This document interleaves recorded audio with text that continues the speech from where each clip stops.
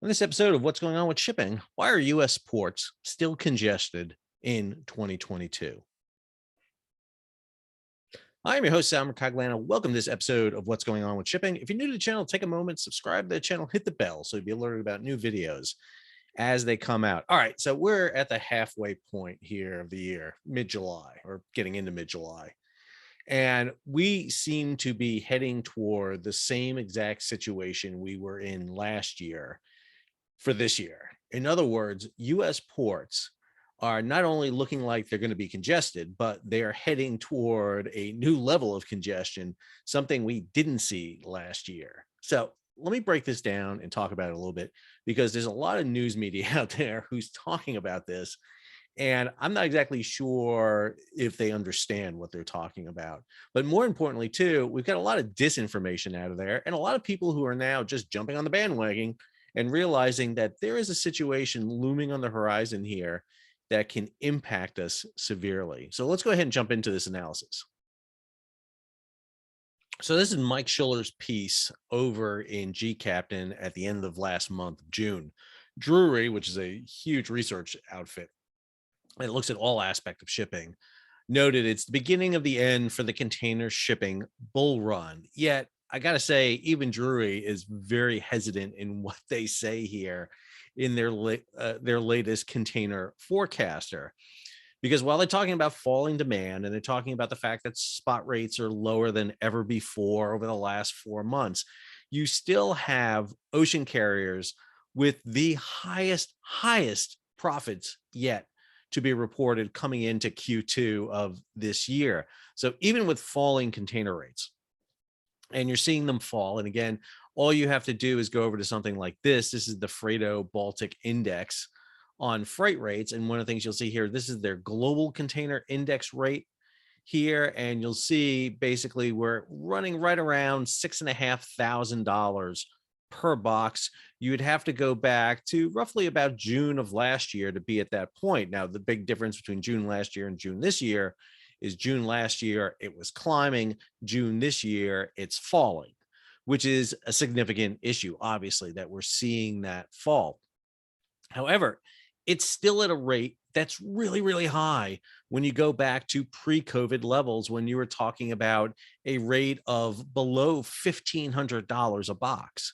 So you're still talking about a rate that's 4 to 5 times higher than normal right now. And yes, rates are falling. However, you have to be really careful with this data because while we're seeing those rates fall, we're not seeing them fall the same way on different routes.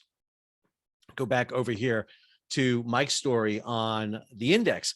He's talking about, again, a lot of issues here with the ocean carriers are in a good position.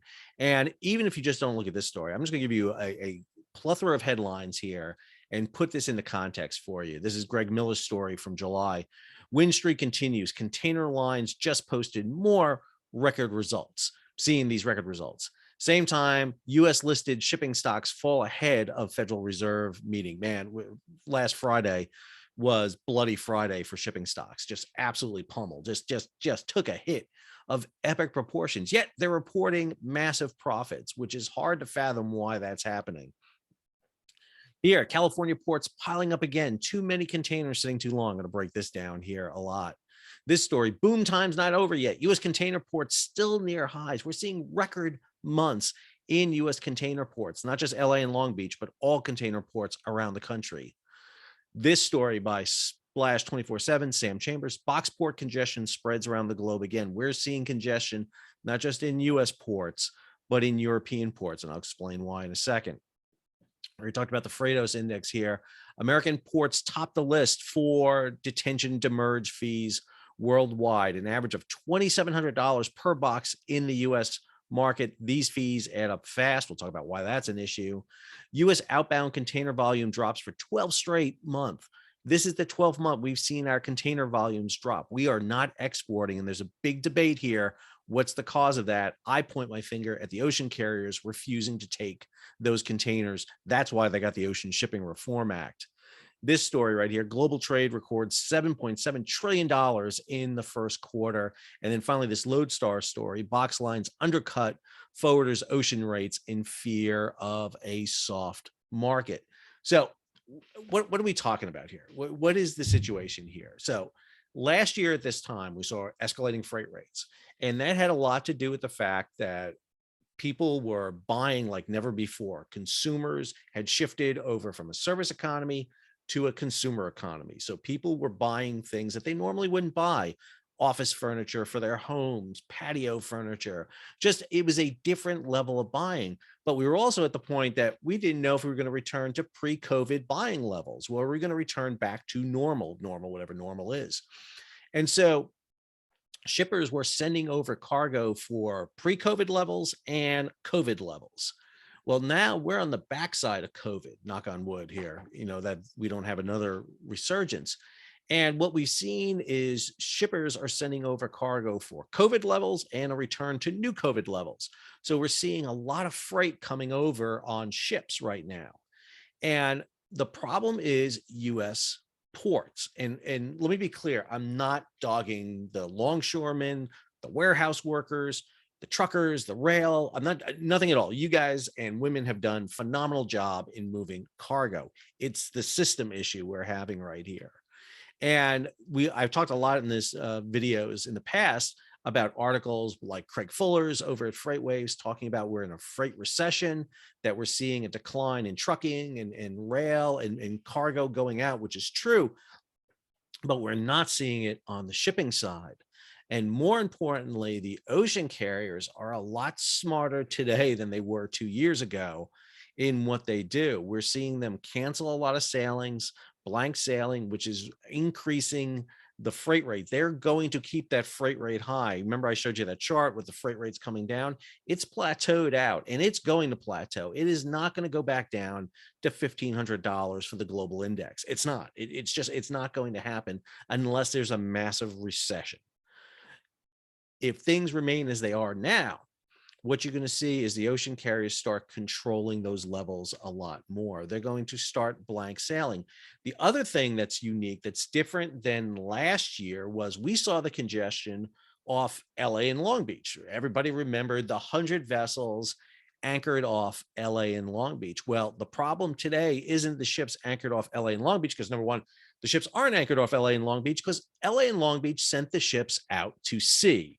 They lied to the American public. I'm going to call them out for their BS that they did. They sent those ships off the coast so you wouldn't see them, but there were still 100 ships out there. They were just drifting off the coast of Mexico.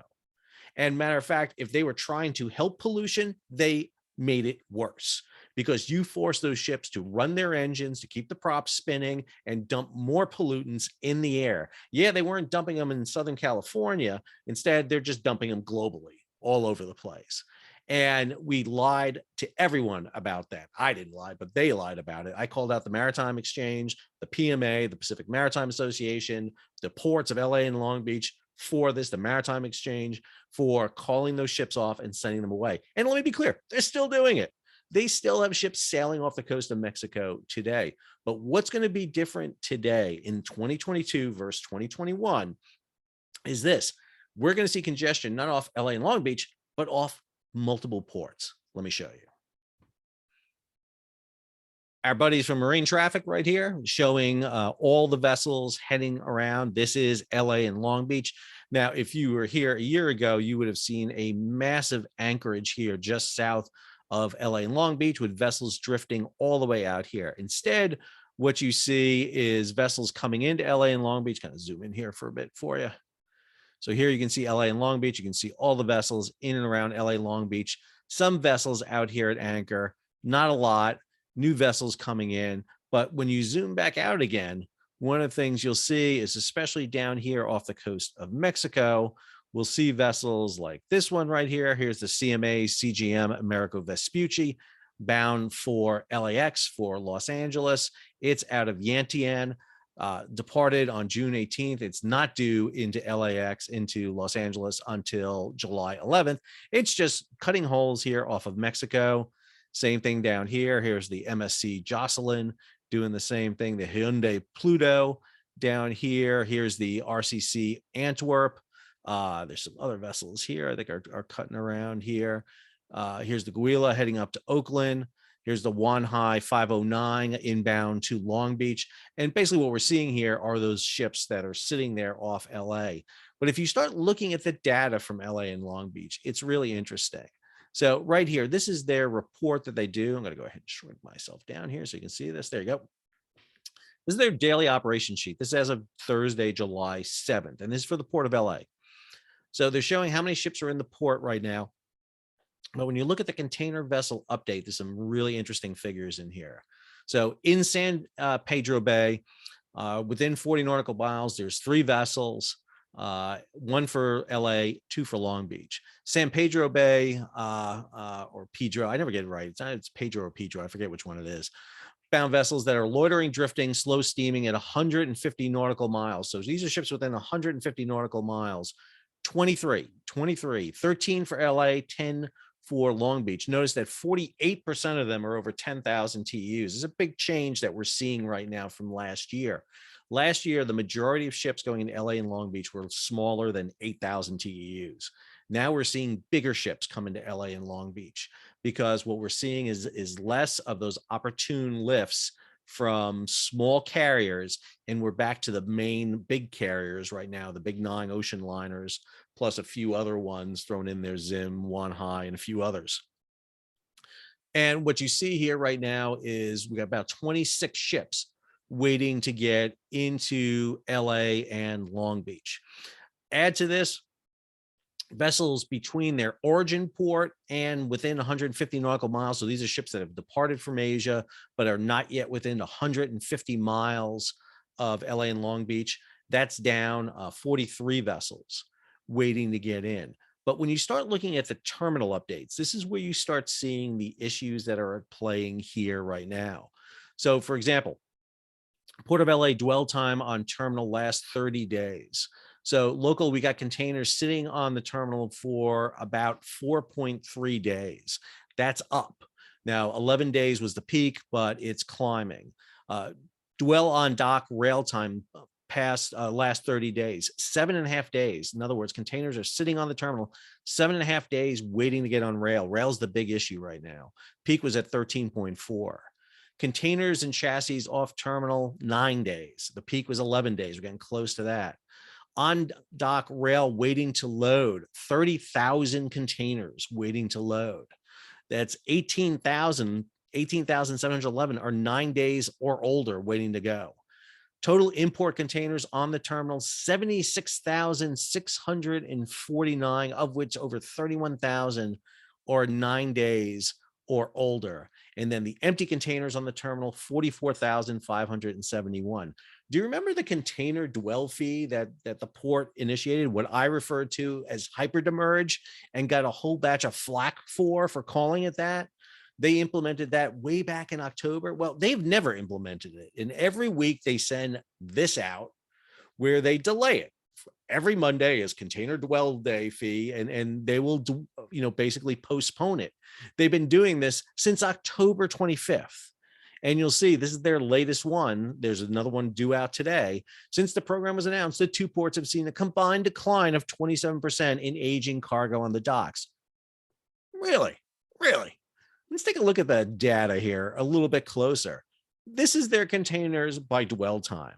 Back in November, look at this. It was at its peak. Over 90,000 containers were waiting to go. And what you saw was this decline. Now, remember, what they did was threaten a fine, a demurrage fine of $100 per day, increasing by another $100 per day. So if you were over a set period of time, 6 to 9 days, depending if you're a road or rail, you get a $100 fee. The second day, the fee increased by $100. It was now $200 a day on top of the previous $100 a day. So this increased in steps.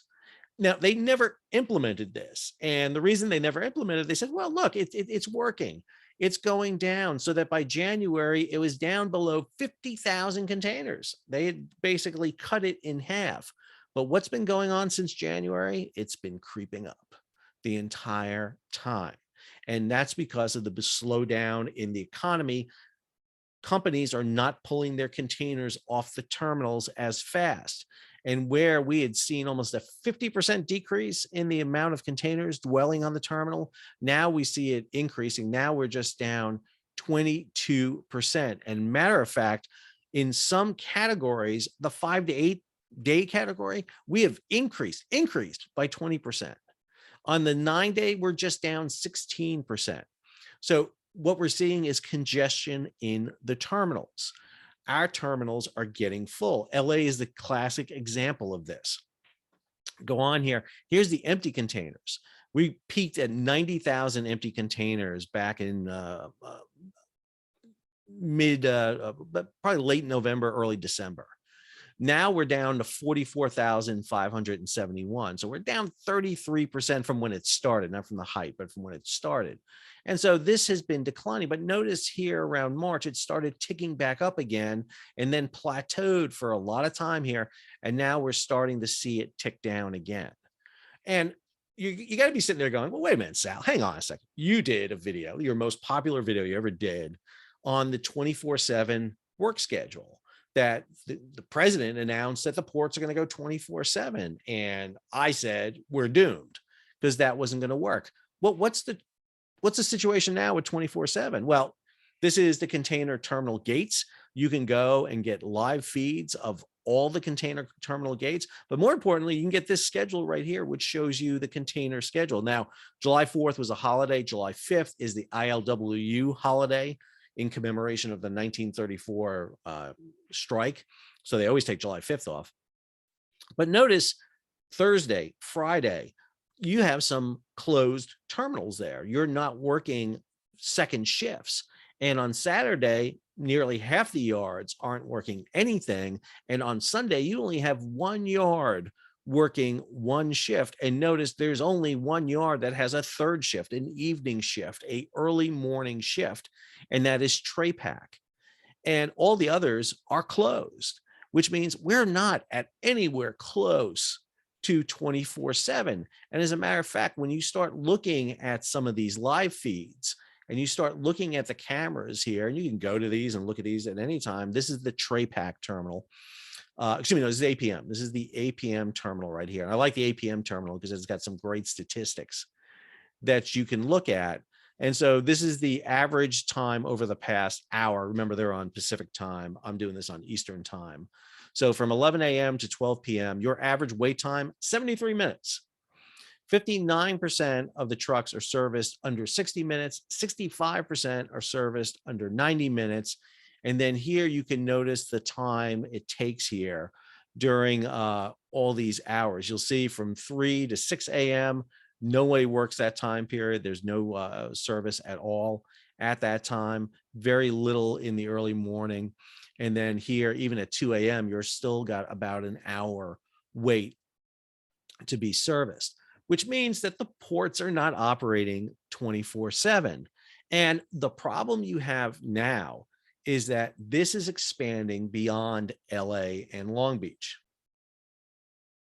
This is from the Greg Miller story early in June on boom time not over yet for US container ports. And one of the statistics he has in here is he's showing, for example, the monthly imports by year. This is for Long Beach. And Long Beach has done phenomenal amount of work. Let me be clear. Long Beach is poised to eclipse, I think, LA in the next year or so in terms of the number of containers it's moving, which is really amazing because they move not just containers, but bulk material, vehicles. They are just being very impressive. It has a lot to do with the automation that's going on with the LBCT terminal. But right here, you can see how it's at near record levels. It is surpassing 2021, just slightly under it for May, but June is definitely going to be a record year. But other ports are seeing bang up years. This is Charleston. And you see Charleston doing this. And then you see the number of ships waiting off LA and Long Beach. Notice where we're at compared to last year. We're almost exactly where we were in June. And there's a big question about, do we repeat this growth? And let me be clear, I don't think we will. I don't think you're going to see 100 ships waiting off the berth of LA and Long Beach for a very good reason. Ships aren't doing that anymore. Because of what happened at LA and Long Beach, shipping has taken a new alternative route. And that route means the East Coast and the Gulf Coast are about to see congestion of epic sizes. So two issues have changed this. Number one is the congestion we saw last year in LA and Long Beach.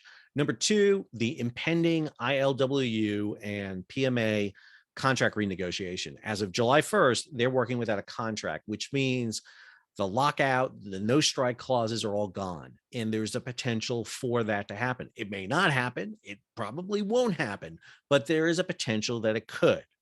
And what makes this different in 2022 than it did in 2014, 2015 is two things. One, the new lane of the Panama Canal. The new lane of the Panama Canal opens in 2016, allows these neo-Panamax vessels, these ships that previously could not fit through the Panama Canal, to go through it. Prior to 2016, biggest ships you can get through the canal were 4,500 to 5,000 TEU boxes. Now you can get 12,000 box ships. And when you come down here to Panama and you start taking a look at this, let's go down here a little bit. Sorry, hit a ship here I didn't want to hit.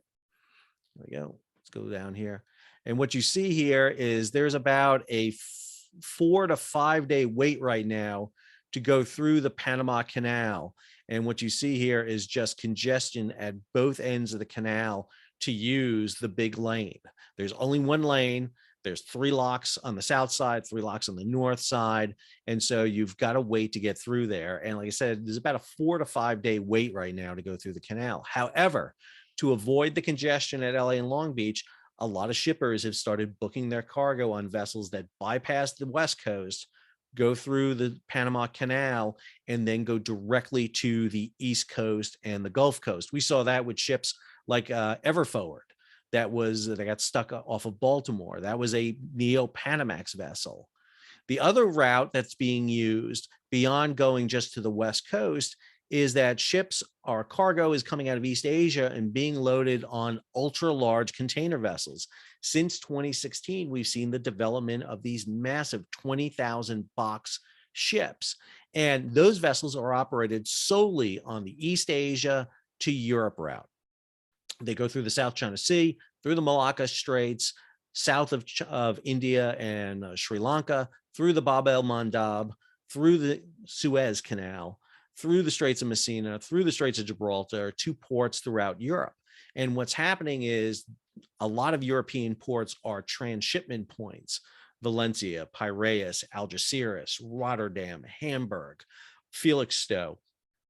Those containers are sailing on those big 20 to 24,000 box ships, and then being transloaded to smaller vessels for shipment across the across the Atlantic Ocean to the East Coast of the United States, kind of like Maersk Surabaya we saw recently get stuck in Savannah. They're coming from Europe via Asia. And what we're seeing now is congestion up and down the US coast. So if we go, for example, off here to the port of New York, New Jersey, for example, what you're seeing is just off the southern shore of Long Island there, anchorages developing with ships waiting to get into New York and New Jersey. Why? Because they want to get into New York and New Jersey. They can do it now because of the raising of the Bayonne Bridge, the dredging of the canal, dredging of the harbor under the Verrazano and the lower bay. They can get here into Elizabeth, New Jersey to Newark and offload. And what you have is ships waiting to get into that terminal. Come down the coast, go down to Savannah, which is the fastest growing port in the United States. And we'd seen a huge anchorage off of Charleston, but now what we see is a massive anchorage here off of Savannah. Now, understand, cargo is moving in and out of Savannah. That when the ships come in, they're being unloaded and moved. The problem is the volume of cargo that wants to come through Savannah. And this massive anchorage off Savannah is akin to what you saw off LA and Long Beach last year. Again, what you're seeing is that congestion isn't in one set place anymore. Instead, it's off multiple US ports. And then the last one I'll show you is over in the Gulf Coast is the port of Houston, where again, you have another large port. And right here off Houston, you have tankers in here, that's that red, but you also have quite a number of container ships that are waiting to get in here and offload. And what we're seeing is congestion, not in just LA and Long Beach, but LA, Long Beach, Houston, Savannah, and New York and New Jersey, which means that we're going to see those yards begin to fill up. how quickly they can get the containers out of those yards to warehouses, to distribution sites, to pop-up yards is going to be a big factor. Savannah is better at doing this so far than like we saw with LA and Long Beach, because they have more room in rural Georgia, South Carolina to set up pop-up yards. But that's going to be a big play. And understand, as the yards fill up, I did a whole episode on this using Lego blocks to show you what happens when a container yard fills up. It's very hard to move containers efficiently in the yard. It's kind of like when you have a computer and the memory fills up. It's hard to run programs because there's not enough free memory. You have to shuffle containers to get at a particular container. That means you slow up the movement of containers in and out of the yard. You just get congestion. And what's happening here is a lot of shippers are using the yards as storage for their containers at the terminals. If you go overseas, you don't see this a lot. Most ports overseas move the containers off their terminals to inland ports, to inland yards for distribution. That's not what we have here in the United States. It's why, again, US ports tend to be listed toward the bottom of efficiency on a global scale, and high in the amount of detention and demurrage that is accrued by shippers waiting to get their cargo or to return their cargo. We are looming toward a similar situation we had last year with massive port congestion. The difference here isn't the sheer volume coming into the ports. The problem is getting the cargo out of the ports because of consumer change of purchasing, because of the recession, because people aren't buying as much, because of higher energy costs. People are changing their buying patterns again. And remember, it takes 90 to 180 days to stock warehouses and get consumer goods over here. They've got to be moving 3 to 6 months in advance. And if you can't foresee what's happening with the market and consumer demand, you hedge your bets and you bring as much stuff over as you can. And because we have massive capacity in transportation, these container ships are so big and there's so much volume available in them, everybody's stuffing them with as much as they can get. And with freight rates lowering, they're going to throw more stuff on them. And what we're going to see here is freight rates, I think, plateau. They're going to kind of stabilize at probably where we're at right now. We're going to see the ocean carriers start blank sailing to keep those rates at an artificially high level. They're going to manipulate the system to make sure that happens. Because of congestion on road, rail, it's going to be very difficult to clear the ports. And we're going to see a situation where ships are going to be stacking off the ports. We're already seeing that level rise. Usually about 30% of the world's container ships are in port or waiting to get in and out. We're running about 36% right now, so we're up 5%. We could see that go even higher. So get ready for more congestion in the ports, except they're going to be all around the United States this time. We already see it in Europe. The European ports are suffering this because of that transload factor, because consumption is down in European yards, and because you have strikes and energy crises due to the Russia-Ukraine war in those European yards. So didn't mean to be the bearer of bad news, but get ready for congestion in US ports. It's going to be tough to get some goods out of that port. That could be tough. There could be shortages of key items, even though yards are brimming with cargo. It may just be tough to get those time-sensitive items out in a need you want. And if you need to get a time-sensitive item shipped, it's going to cost you a heck of a lot more money to bump it to the front of the line. Very similar to what we saw last year. So hope you enjoyed today's video. If you did, take a moment, subscribe to the channel, hit the bell so to be alerted about new videos as they come out. Share it across social media, put it up on Instagram, on Facebook, on Twitter, on Snapchat, on whatever you want to put it on. Go ahead and put it out there for everyone to see. And if you can, contribute to the page. That helps support the page. You can do it by hitting the super thanks button below and contributing directly to this video, or you can head over to Patreon and contribute to our Patreon page. Become a patron and help me bring these videos to you. Until our next episode, this is Sal signing off.